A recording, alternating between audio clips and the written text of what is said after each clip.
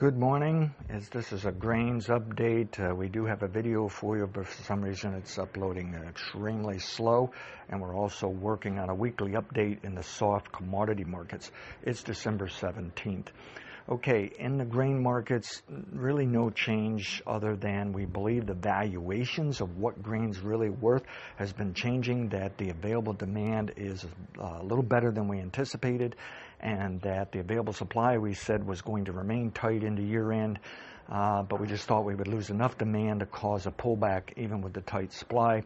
Now it looks like that supply is even tighter and the available demand is not quite as weak or backing off as we anticipated.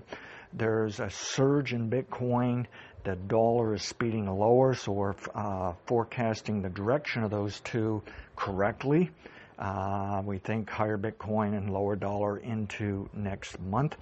And this can provide some underlying support here in the grain markets. Now we're also seeing the bond market still probably working lower into next month. We're seeing gold firming up. That's probably going to bounce into a top next month. And we're seeing better correlation between gold and the dollar index and Bitcoin. We're seeing better correlation of gold and the dollar. And we're also seeing the energy markets pick up this week. They were already in an uptrend as we forecast, as we've been discussing, but it kind of picked up its pace this week. We think the market is looking at Federal Reserve still helping out for a long time to come.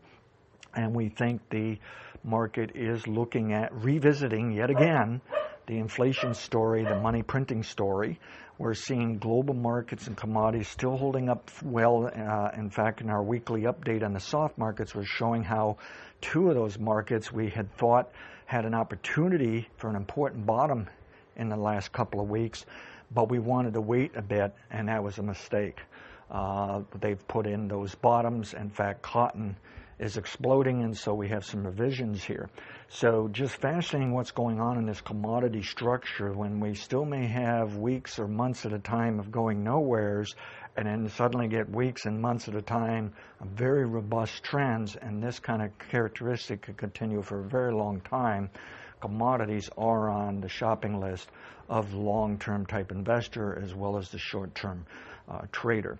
So I suspect we're not going to see the lower objectives we thought and the consolidation that we thought in the grains, but we still want to give a little bit of time. But if you see the market moving out, taking out recent highs here in the last few days, we have to be concerned we could be running behind, just as we ran behind on two of those soft markets. Okay, so at any rate, I think we want to be optimistic early next year in the grain markets, and we know the seasonal trends probably up into summer, and the minor long-term business cycles probably up into summer.